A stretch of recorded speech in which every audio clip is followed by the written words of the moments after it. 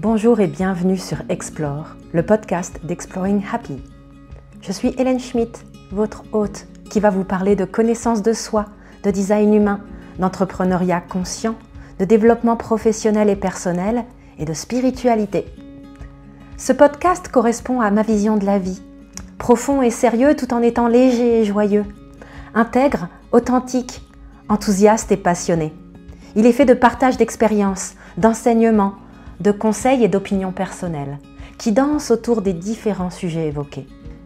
Exploring Happy, c'est une approche qui vous propose une plongée dans la connaissance de soi, au service de votre développement professionnel et bien au-delà.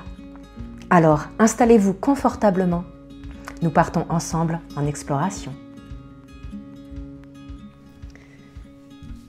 Salut tout le monde et bienvenue à ce deuxième volet des podcasts sur la transition.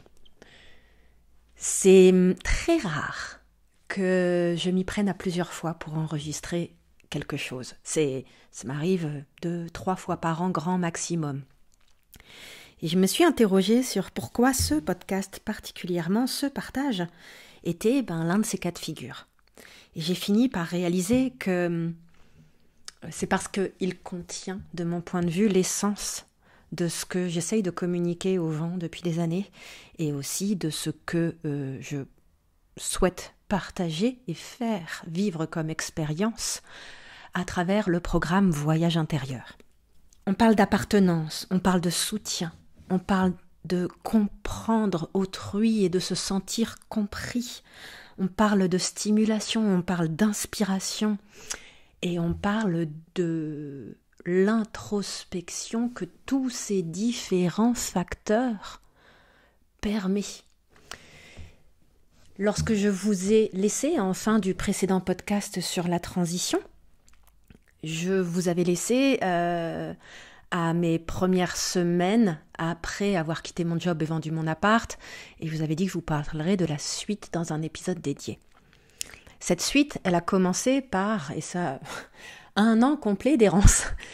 Pour moi, c'était nécessaire parce que par ailleurs, j'avais une telle atteinte de mon système nerveux central du fait de mon burn-out qu'il a fallu apaiser cela. Et j'avais très clairement complètement sous-estimé l'ampleur de la situation. Mais je ne souhaite pas élaborer là-dessus. Peut-être que si vous m'en faites la demande, je ferai un épisode spécifique sur le burn-out. Ici, on parle plutôt de ce qui se passe une fois qu'on a passé ce que j'aime appeler la phase aiguë de souffrance émotionnelle qui nécessite un accompagnement par un ou plusieurs thérapeutes compétents au fur et à mesure de notre cheminement de guérison. Et surtout, de comprendre aussi comment nos circonstances extérieures peuvent venir parachever la dite guérison une fois qu'on a d'ores et déjà un petit peu réussi à calmer ce système. Alors pour moi, c'était un état anxieux généralisé avec un état dépressif léger sous-jacent. Mais finalement, cette année de stand-by avant que tout se mette correctement en place a été aussi une année pour moi avec une forme d'isolement. J'avais déménagé de la Haute-Savoie où pour moi c'était un peu, vous savez, le lieu du crime, même si j'étais pas en train de pointer le doigt à l'extérieur de moi-même, mais je n'arrivais plus à discerner, j'avais vraiment besoin de m'éloigner physiquement d'Annecy, de la Haute-Savoie.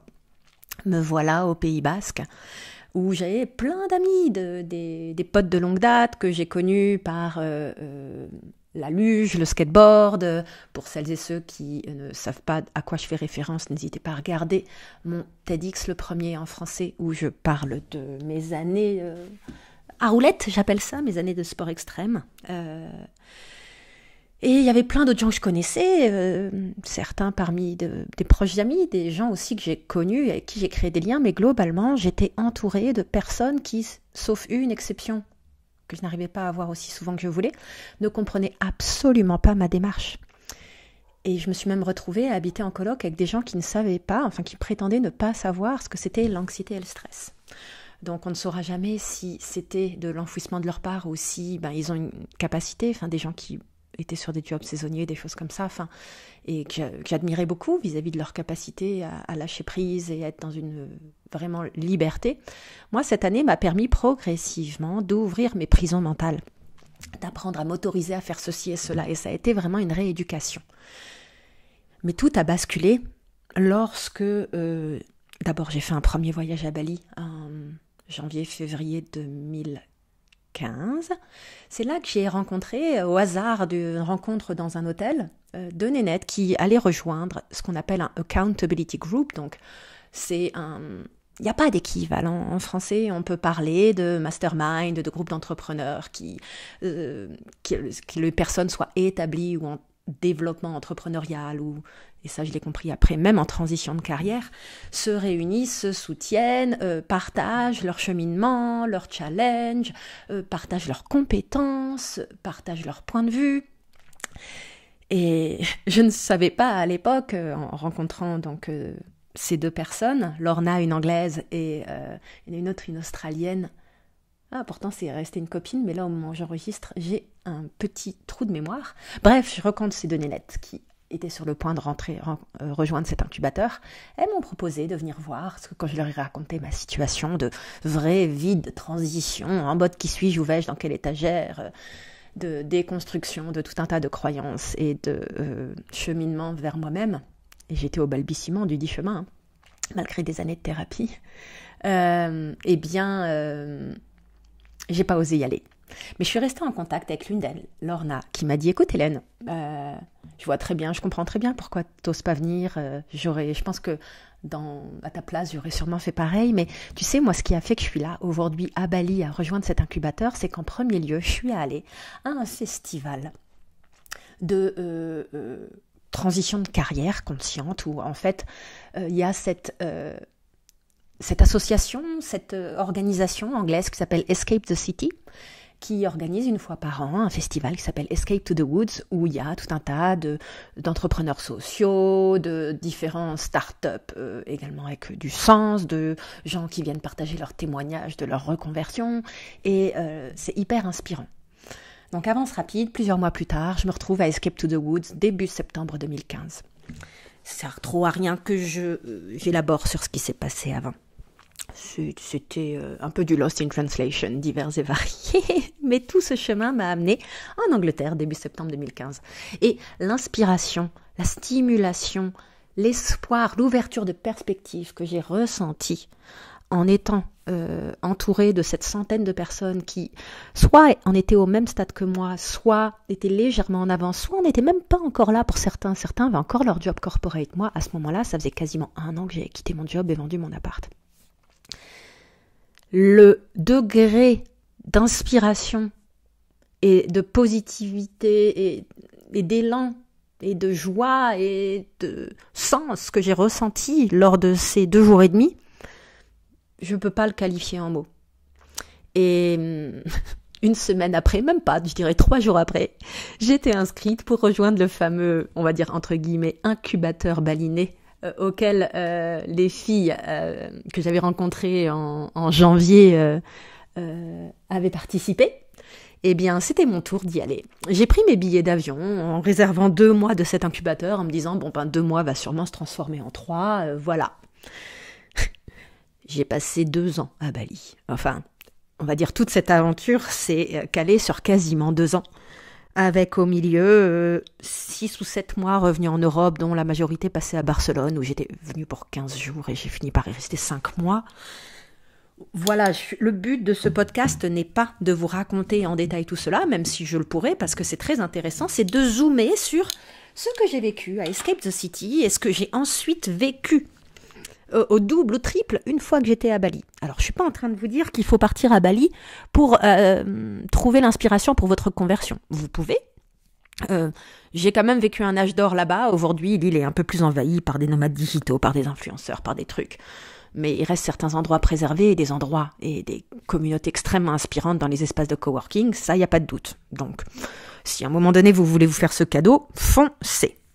Il y a peu de lieux dans le monde qui offre cette ambiance et cet écosystème. Il y en a d'autres, mais ce qui se passe à Bali est vraiment quand même assez unique en termes d'énergie.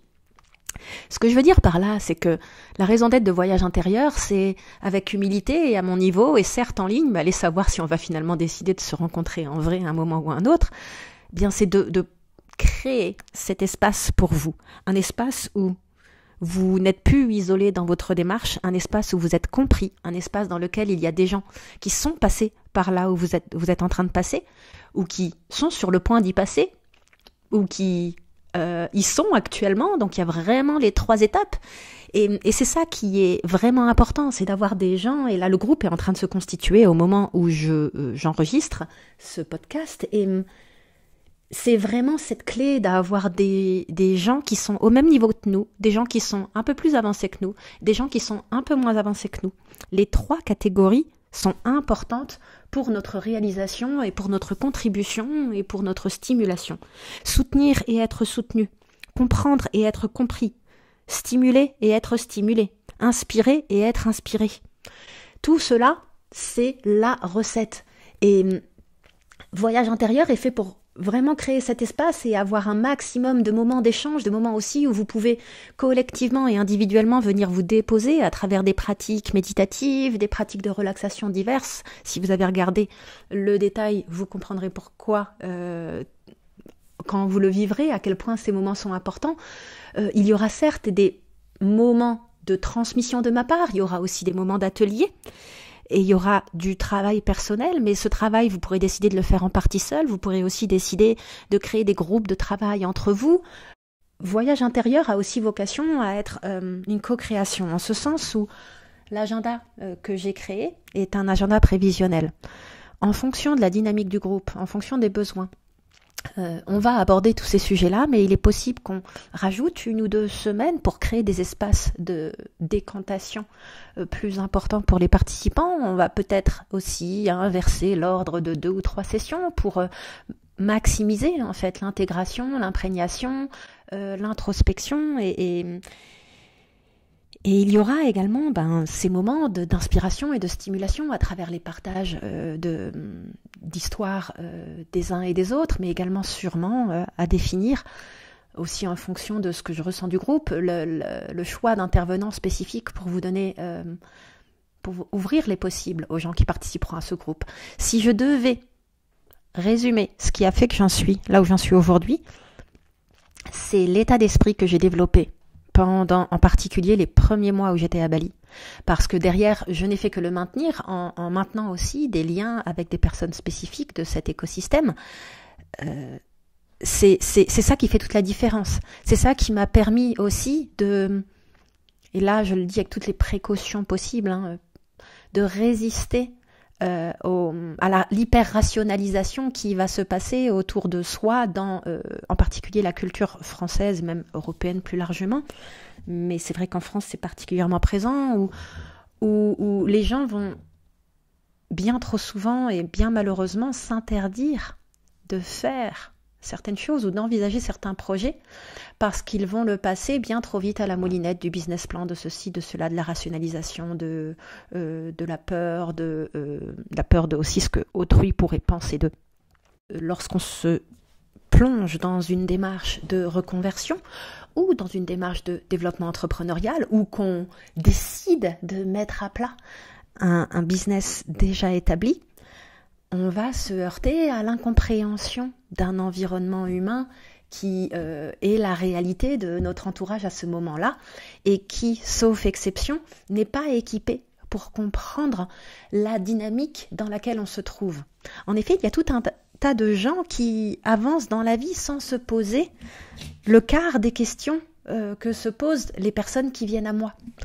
Et ainsi, on se retrouve à remettre en question des choses, une forme de statu quo, une forme de zone de confort qui ne nous convient plus.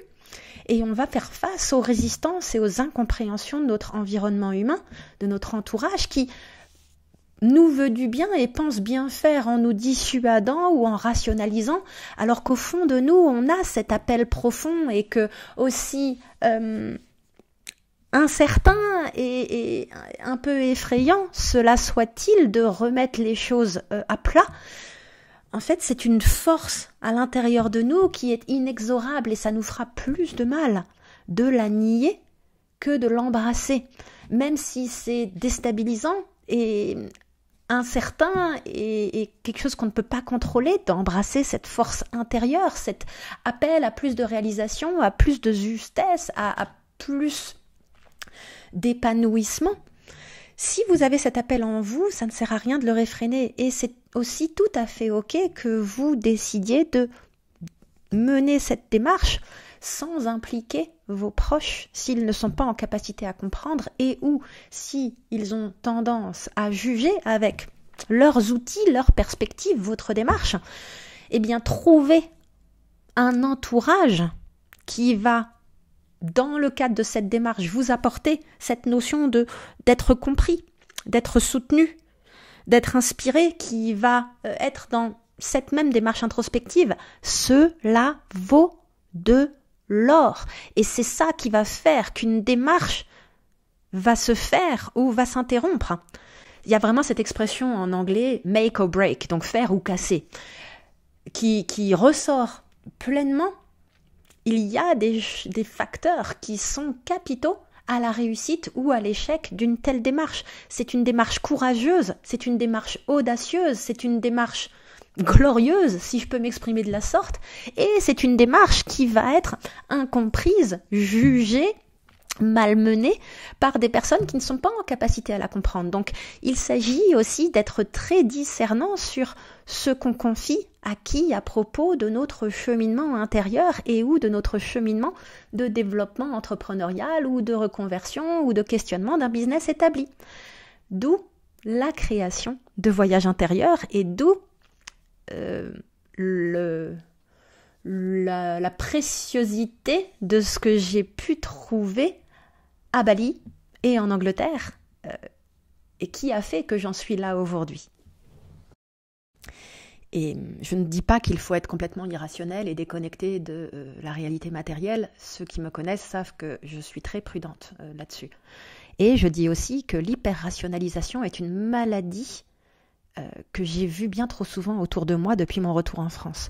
J'avais une discussion, au moment où j'enregistre cet épisode, nous sommes lundi 23 janvier, j'avais une discussion vendredi avec une personne que je croise régulièrement dans un tiers-lieu près de chez moi et qui me questionnait sur si je faisais partie d'un réseau.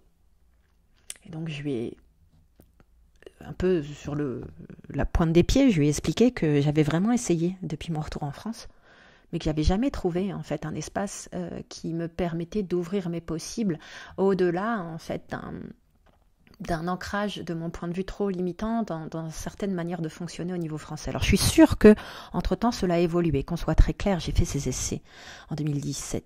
Je suis revenue, en fait j'ai commencé on va dire sur septembre 2017. J'ai vraiment essayé 2018, 2019.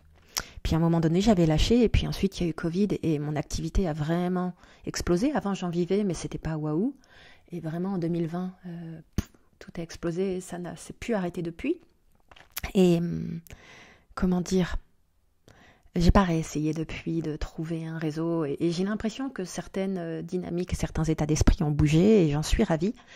Mais c'est vrai que je me suis enfermée un petit peu dans une forme d'isolement, du moins physique, parce que j'ai heureusement un réseau en ligne de personnes que je sais que je peux contacter si j'ai besoin de prendre de la hauteur, de dézoomer, de remettre les choses en perspective, de sortir de telle ou telle peur, de tel ou tel carcan de pensée. Donc, si je devais résumer ce qui a changé la donne dans ma phase de transition, et quand je parle de transition, souvenez-vous toujours, je parle de transition au sens large. C'est quelque chose qu'on peut trouver, certes, en perspective de reconversion, mais également en phase de développement entrepreneurial ou d'évolution d'une activité entrepreneuriale déjà établie. Ainsi, ces bonnes pratiques, je continue de les appliquer avec un business pérenne et bien établi. Et ces pratiques de dézoomage, de perspective, de stimulation, cette capacité à sentir que j'appartiens, que je suis comprise et soutenue, que je peux comprendre et soutenir, que je peux stimuler et être stimulée, c'est extrêmement important. Et à chaque fois que je vois finalement une crise à l'intérieur de moi, c'est parce que ces différents marqueurs ne sont plus, dans une forme de réciprocité, et deux, ne sont sont dans une forme d'expression dormante.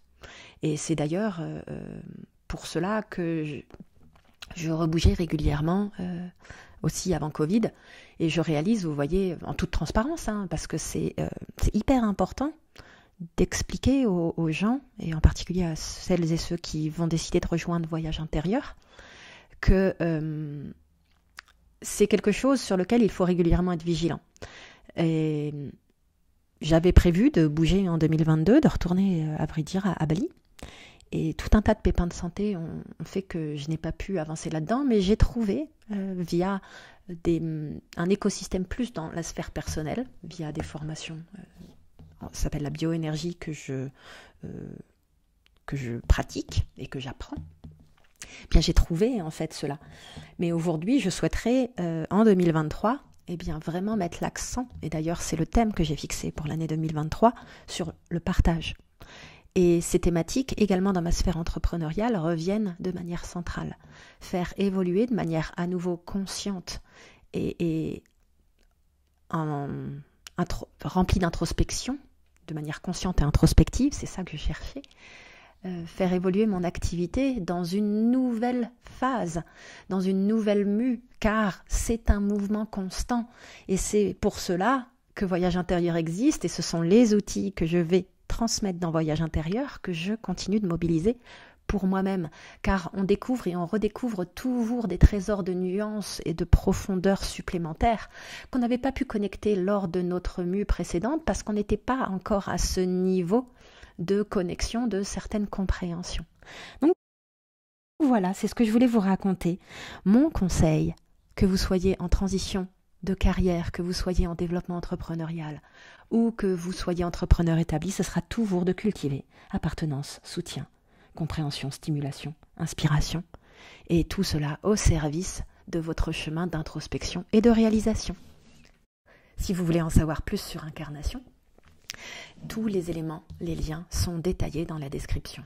Je vais poster ce podcast aujourd'hui, lundi 23 janvier, et vous avez la possibilité de bénéficier de l'offre de lancement Early Bird, avec en plus accès à une session complémentaire qui aura lieu début février. Vous en bénéficiez jusqu'au 31 janvier. Je vous laisse découvrir le détail de tout cela dans la description et réservez votre rendez-vous découverte pour qu'on puisse discuter de votre situation et de si le programme est adapté pour vous et si vous êtes également adapté au programme. Bonne continuation et à bientôt peut-être.